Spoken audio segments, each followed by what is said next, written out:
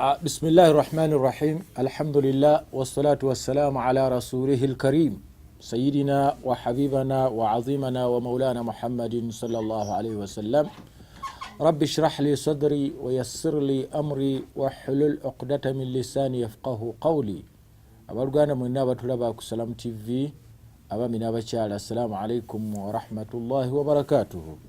Tuli ku musomo al-anbiya wa nubuwa nabbi bannabbi n'obwannabbi era omulundi ogwayita twali ku nabiyullah Ibrahim alayhi salam ne tumutunuulira embeera ze zonna ze yalimu ne tutambula naye mu ntambula mpaka lwe twamukomekereza. Omulundi guno twagala tulabe nabbi yaddirira yali Lut alayhi salam. Twagala tutunulire ebyafaayo bikatono kubanga bo baatumwa babiri bajja mu kiseera kyekimu naye nga baawula bitundu bye baalimu.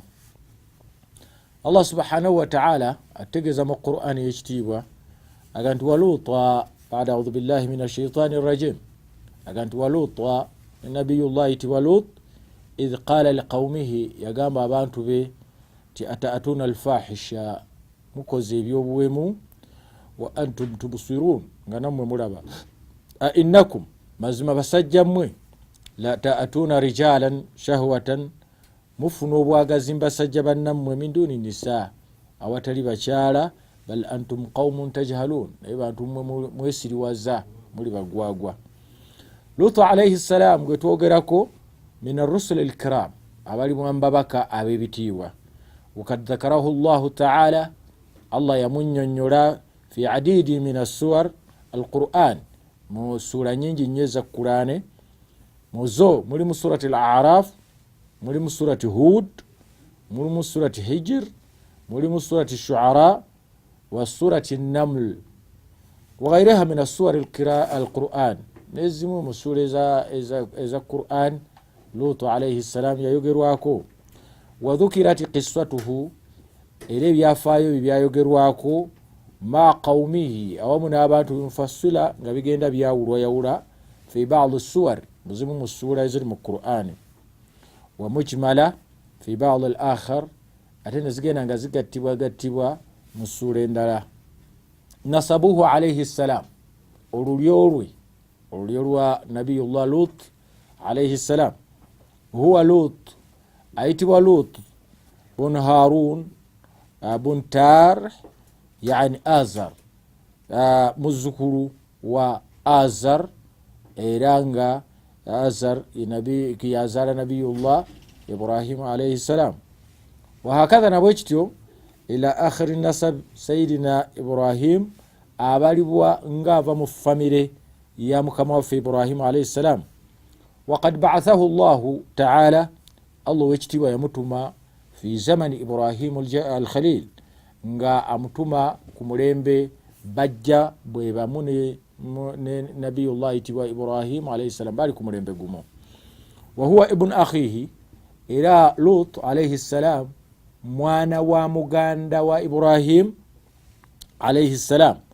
wa Ibrahim awonno tuba tukiraba nti Ibrahimu ammuhu tata wo muto liannahu kubanga kad taqaddama twakulembedde dda fi qissati Ibrahim omuntu abadde agoberera ebyafaayo bya Ibrahim twayogedde lwaki baluganda anna Ibrahim kubanga Ibrahim wa Haran ne Haran wa Nahur ne Nahur ikhwa bonna baluganda baana ba Azar wa kulluhum awladi Azar bonna baana ba Azar wa Lut ate nabiyullah itibwa Lut huwa ibni Haran ye mutabani wa Haran fayakunu Ibrahim alayhi salam nabeera ammihi taata wo muto wakad amana Lutu yakkiriza nagoberera bi ammihi taata wo muto ayitibwa Ibrahim wahtada bihadihi nalungama n'obulungamu bwa Ibrahim kama qala ta'ala nga Allah wekitiibwa agamba atya fa amana lahu Lut yakkiriza Ibrahim wa qala nagamba inni muhajirun nze nsenguse ila rabbi ningende eri katonda wange innahu al-azizu al-hakim wakitiibwa ate hakimun yallahu shay'un fi mawlaihi ateeka ebintu ebitenera okubeera ekitegeeza nti ebintu bye hakimun birunga bulungi era byamagezi. Thumma hajar, oluvanyuma yasenguka maahu ne Ibrahimu alayhi salam min al-Iraq nga bava Iraka, watabaahu fi jamii asfarihi, era yamugoberera mu safari ze zonna ze yatambula engendo ze. Thumma arsalahu, namutuma Allah subhanahu wa ta'ala ila ahli Sodoma Sadum, abantu mu kitundu ekitibwa Sodoma ate mu Luwarabu kye bayita Sadum, fi dairat Ordon. Ekitundu ekyo nno bannange kisinganibwa mu bitundu bya Jordan, mu Luwarabu kye bayita Ordon, mu Lungereza Jordani. Walaysa lahu fi qawmihi alladhina ursilu ilayhim nasabun, abantu be yatumwamu Lutu alayhi salam teyabayinaako luganda, liannahu laysa min alqabila, kuba teyali wamu kika kyabwe. Bikhilaf ng'oyawukanye ne Saleh, yatumibwa mu bantu be, wa Hud yatumibwa mu bantu be, Shuaib yatumibwa mu bantu be. Fakad kanu min nafsi al-ashira, abo nno baali nga baviira ddala mu lulyo olwo lwe batumibwamu. Walaalla ta'bir biqawlihi ta'ala wa Luta idh qala liqawmihi, ekyo nno kyekivaako enjogera egamba nti Lutu bali Allah subhanahu wa ta'ala bwe yalinga akozesa yagaa nti wa ila adin akhahum, abantu ba Ad yakozesanga ekigambo akhahum, muganda waabwe, naye ono yakozesa ekigambo bantu be, nungu kyagaa nti wa Luta ne Lutu alayhi salam idh qala liqawmihi, yagamba abantu be. Yadullu ala dhalik, ekyo nno kiragirira haithu lam yudhkaru annahu ursila minhum, nti ono ayogerwako si yasimbukira ddala mu bo, wabula yali mugwira eyatumibwa mu bantu be Sodom ne Gomor. Kana Lutu alayhi salam, Lutu oyo gwe mulaba alayhi salam, kad nazaha an mahallati ammihi al-Khalil, yava mu kitundu mwa tata w'omutomo yali tata w'omuto Ibrahimu alayhi salam, bi amrihi wa idhnihi, ekyo na yakikola ng'amaze okukkirizibwa kitaawe omutono Ibrahimu era ng'ali ku lukusa lwe. Fanazala bi madinati Sodom, n'agenda mu kitundu ekitibwa Sodoma, fi atraf sharq Ordon, ekyo nno kiri ku nsonda buvanjuba obwa Ordoni. Wakana qawmuha, baali abantu b'omu kitundu ekyo min afjari nnas, nga be basajja boononefu, wa akfaruhum, era nga basajja bawakanyi, wa akhbathuhum, era baali babi nnyo. Abantu abo abantu ababangaliranga mu kitundu kye Sodom ne Gomor baali bantu akhbath khabitha, baali babi, era baali kufarun, baali bawakanyi, ate baali afujarin, boononye. Wa aqbahum sira, empisa zaabwe zaali mbi nnyo. Yaqta'una sabil, baali nga babbanga mu makubo nga batega abantu ne bababba. Wa yatuna fi nadihim munkara, nga balina clubs ze babeeramu naye nga wallahi bye bakolamu byewuunyisa, byali bibi nnyo. Wala yatanahawuna anil munkar fa'aluhu, teri n'omu ku bo yazirizanga munne kukola bintu bya fujjo, bintu bya buwemu. Labisa ma kanu yaf'alun, mu butuufu baalinga bakola bubi nnyo. Naam, wakad irtakabu jarima, ate tebakoma ku ekyo, bakola ekyonoono min aqbah, ekisingayo obubi, wa ashna, era ekyenyaza, aljaraim, mu byonoono byonna ebikolebwa mu nsi. Lam yasbuquhum, teri yabasooka, ilaiha ahadu min ahli al-ardi, tewaliwo yali akikozeeko mu bantu abaali bawangalidde mu nsi muno. Ala, nakyo kyekiruwa abooluganda, wahiya itiyani dhukur duna nisa, nabo be basajja okuwasa basajja bannaabwe nga baleseewo abakyala. Ekikola ekyo mpaka olwayo kikyatambula, naye kyakolebwa abasajja abasooka okukikola baali basajja ba Lut, abantu be Sodom wa Gomor, abantu abo basooka okukola ekintu ekitambula olwaleero. Ala, nakyo itiyani dhukuran oba itiyani dhukur, kukubeera nga bagenda ku basajja bannaabwe. Olwaleero ekikyase mu nsi muno, empisa embi eyenyenyaza esinga okubeera nga teyeetaaga na kwogerwako kubanga mbi nnyo, be basajja okuwasa basajja bannaabwe oba abakyala okudda ku bakyala bannaabwe. Bali nno baali adhukuru abasajja yaatuna ila dhukura nga bagenda eri abasajja.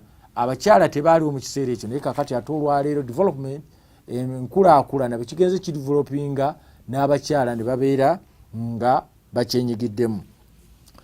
Qur'an ey'ekitiibwa etunyumiza ku mbeera eyo embi eyatumwamu Luutu alayhi salam. Allah subhanahu wa ta'ala atutegeeza naga nti yeewuunya naye yennyini ku arushi ye, nga yeewuunya ebitonde ebyawukanye n'ensolo, ebyawukanye n'ebinyonyi, ebyawukanye na buli kitonde kyonna, wabula bo ne biteekawo ekintu kyabyo ekisinga okubeera nga kibi. Allah kyataatondera nsi eno. Mungu aga nti ataatuna dhukurana min alalamin, abange basajja mmwe ate nga muyiseewo. Ataatuna dhukurana, mutandise n'okugenda ne basajja bannammwe min alalamin, mu bitonde. Watadharuna, ne mulekawo ma khalaka lakum rabbukum, kwekyo Allah kye yabatondera, min azwajikum, bakyala bammwe. Bal antum, wabula basajja mmwe qaumun adun, muli basajja babi, muli basajja ba bulabe nnyo, muli basajja ba mutawaana. Wakanu, baali la yastaqbihuna qabiha, nga abasajja abo tebayinza kwawula kibi ku kibi. Wala yastatiruna min munkar, era nga tebeebikkako nga bakola ebyonoono. Qad kasat qulubuhum, emyoyo gyabwe gyakakanyala. Wafasadat akhlaquhum, empisa zaabwe nezonooneka. Hatta kanu, okutuusa lwe baali yujahiruna billiwaat la yastahun, nga batandise okugenda eri basajja bannaabwe, bino bye bayita ebisiyaga olwaleero, nga tebakwatibwa nsonyi. Fabaatha Allahu ilaihim Luuta, Allah subhanahu wa ta'ala wama kana liyuadhibahum, tasobola kubabonyaabonya hatta yabaatha rasulan minhum, okutuusa nga amaze kubatumira mubaka. Naye Allah bwe yalaba emmeera eyo ng'esusse obw'omulamuzi, teyagamba nti kaleete ekibonerezo bagtatan, kibwatukira, wabula yasalawo ekintu kiri kimu.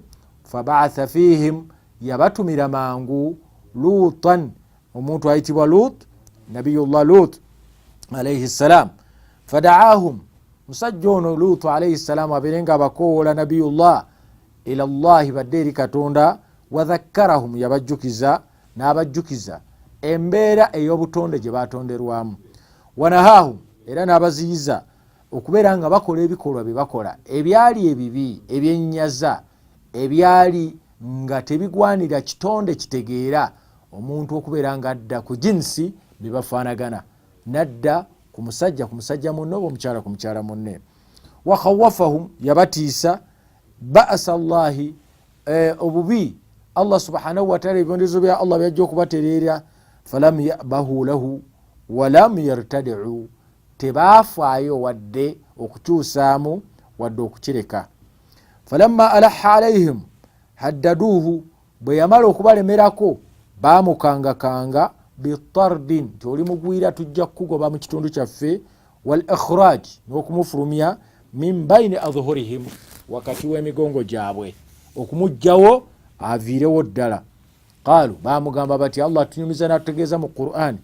Qaalu, baagamba la in lam tantahi, bw'onooba tobivuddeeko ebyo ya Lut, ebyo byoliko byosamwasama nabyo, latakunanna min almukhrajin, ojja kubeeramu abo abagobebwa, obeerenga baku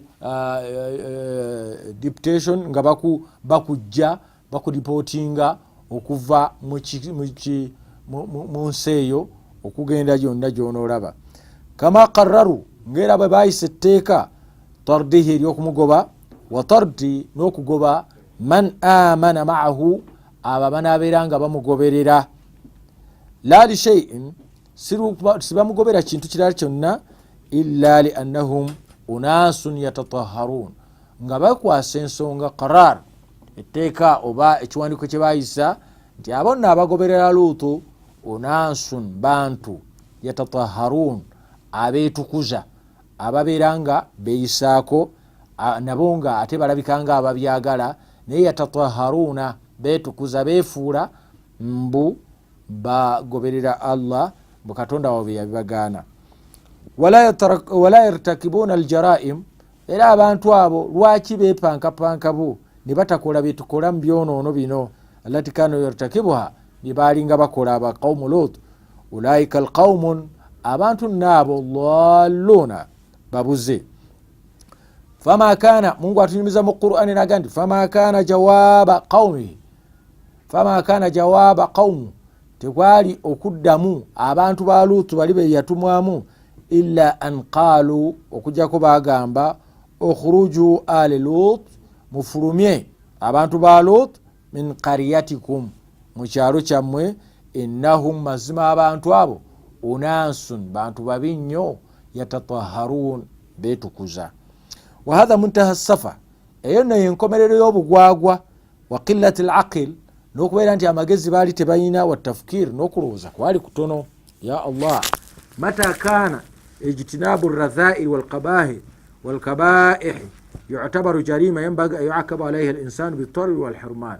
Ki nsonga ki omusajja agezaako okubagamba baleme kukola bintu ebyaganibwa, ebintu ebikyamu, ebintu ebyenyinyalwa, ebintu ebitakolwa muntu naye okumuddamu baagala kumugoba nakubeera nga bamumma buli kintu kyonna rightisize. Ekitiibwa ky'omuntu wamata kana sharifu tahiru mujirima yambagi tahajiruhu di omuntu omujirimu oyo omwonoonyi lwe yeetagisa okusenguka n'okumufulumya min awtani mu nsi olw'okubeera nti abantu bali ekintu kyabagamba kyabayitako kya kitiibwa ate bo balabanga kyakubanyooma kubanga kyebaagala baagala bagende mu maaso n'obwonoonyi. Bwekityo akhrajuhum min qaryatikum innahum unasun yatatahharun. Ddala embeera Lutu gyabayita okuva ku bintu bye baali bakola yali yeetagisa okuddamu ekibuuzo kino kye bambuuza era kye baasaba bannansi bannaabwe nti mubafulumye min qaryatikum mu kyalo kyammwe innahum unasun yatatahharun nti bantu beetukuza. Ma huwa sabab nsonga ki eyali emugobya fi hadha tard okugoba okwo wal ibuad n'okwesambisa ekitundu ekyo. La yastahun tebakwatibwa nsonyi an yaqulu okwogera ebigambo ebifanagana bwe bityo bimala'i afwahihim nga biva mu bumwa bwabwe innahum unasun yatatahharun nti bantu beetukuza. Fal'iffa ekitiibwa tahara n'obutukuvu wa adamu talawuth bil qadurat n'obutasambana kazambi wa khazatan okusingira ddala al-liwat omusajja ogenda ku musajja munne n'omukazi ogenda ku musajja manne tu'tabaru fi nadhari ulaika kibalibwa mu ndaba y'abantu abo ashqiyaun abonoonyi jarima nti omuntu wakigaana jariman abazizza omusango yanbaghi yeetagisa an yuaqaba okubonerezebwa alaiha ku lw'ensonga eyo omuntu aba akiganye. Wala ajab tekyewuunyisa fadhalika almantiq okwogera n'okwo attughyan okwabonoonyi abajeemu fi kulli asrin kubeerawo mu buli mulembe wa zamaani n'ebiseera. Wala hawla wala quwwata illa billah tewali mukyusa yenna era tewali w'amaanyi mu nsi muno illa Allahu okujja ku Katonda. Eba nga tubitunuulidde tumaze okwanjula Lut abantu be omulimu gwe baali bakola. Teri nabbi yenna yatumwa okujjako ng'atumwa kuziyiza mize mibi nga bw'olaba ow'ekitiibwa Muhammad sallam yatumwa okujja okuziyiza abantu obuteesinga masanamu agaali gasaasanyidde ku Kaaba. Kakati ate bano tebaalina masanamu babula baalina ekintu kyabwe nga Katonda bamusudde ebbali. Ekyokubiri nga omuze omubi gwe baleese era n'ogukyakyaka essaawa eno alliwaati ye muntu okubeera nga musajja agenda ku musajja munne. Qisatul malaik bamalayika twagala tutunulire ku byafaayo bya bamalayika bano abagenda duyufu Lut abakyali nabiyullah Lut. Wahina arada Allah bwe yayagala azza wa jalla ihlak okuzikiriza ulaika alkhubatha aba abasajja abakyafu al ashrar abonoonyi min qawmi Lut mu bantu ba Lut alladhina abo kanu ardhal abaali abawansi wa akhbath era abaali abenyinyalwa mu kibiina fi dhalika alhil mu kiseera ekyo baali bye bakola byali bikyamu. Era n'olwaleero omuntu akola ekintu ekyo ekyalliwaat era omulaba nga amagezi talina era omulaba nga mwonoonefu omulaba ng'entunula ye nyini yava dda mu nsi ogenda n'omutunulya gwomutunulya baba mukugambanga otunulyanga omuntu mujirimu omwonoonyi khabith omubi sharir omuje ali awo akbah asinga okuba obubi kubanga kaifa ngeri kita atuna dhukuranan jemugenda ne mugenda ku basajja bannammwe duna nisa abakyala Allah subhanahu wa ta'ala byatonda n'abateekawo n'abawunda mu mpunda gye abawundamu ne babeera nga basanyusa tasurru nadhirin abatunusa basanyusa omuntu abalabako ku saidi bi eteri yaabwe naawe omukyala ngeri kijogenda ku mukyala munno akumalire ki kyetaago ki Allah yakola ebintu bino ng'ayina qasdun ekigendererwa wa hadafun n'ekiruubirirwa bwe kityo Allah subhanahu wa ta'ala ng'enkola ye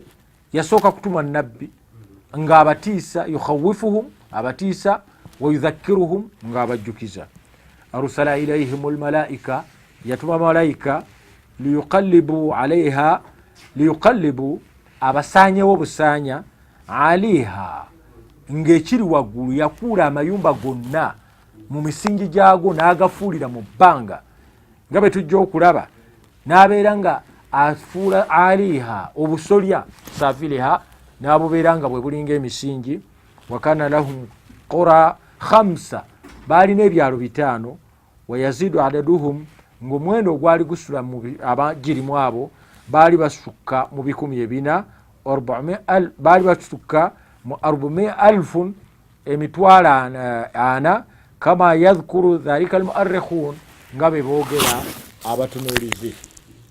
Allah subhanahu wa ta'ala yasitula ekitundu kyabwe bw'amala okukisitula mpaka enkoko ezaali mu kitundu ekyo abaali mu ggulu baawulira okukolima kwazo n'abeera nga yaj'al aliha ngaddira obusolya n'abufuula n'abuteeka nga ate saafilaha nga emisingi gye gitunudde waggulu. Bwe kityo insha Allahu ta'ala omulundi ogujja tujja kutunuulira nabiyullah Lut alayhi salam embeera lwaki era bamalayika bano bwe baali bagenda okuzikiriza ekitundu ekyo bayitirako ewa Ibrahim alayhi salam ne bamunnyonnyola ne bagenda naye mpaka ne bamala omutegeeza ebyaddirira. Insha Allahu ta'ala tujja kubifuna mu musomo gwaffe ogujja biiznillahi ta'ala. Katukomaawo insha Allahu ta'ala naye teweerabira nti tuli ku nabiyullah Lut alayhi salam eyatumibwa mu kitundu ekye Sodom wa Gomor n'ebitundu ebirala ebyali bimyanyaawaawo ng'abantu basukka mu mitwalo 4 abaali abagirimu abaali ababi abaali aboononefu naye ng'ekintu ekyo kirowoozeeko naawe olwaleero ensiga eyo yasigibwa mpaka olwaleero ekyatambula naye tusaba Allah subhanahu wa ta'ala atutaase ffeffe nnyini ataase n'abaana baffe ne bazzukulu baffe okubeera nga tebakolwa bikolwa ebyakola qawmu Lut abantu ba Lut kubanga bikolwa bikyamu bikolwa bibi bikolwa bitta omubiri gw'omuntu ate bikolwa biziyiza abantu okuyinjiwala n'okubeera nga tebirina kigendererwa. Wassalamu ala al-mursalin walhamdulillahi rabbil alamin wassalamu alaikum wa rahmatullahi wa barakatuh.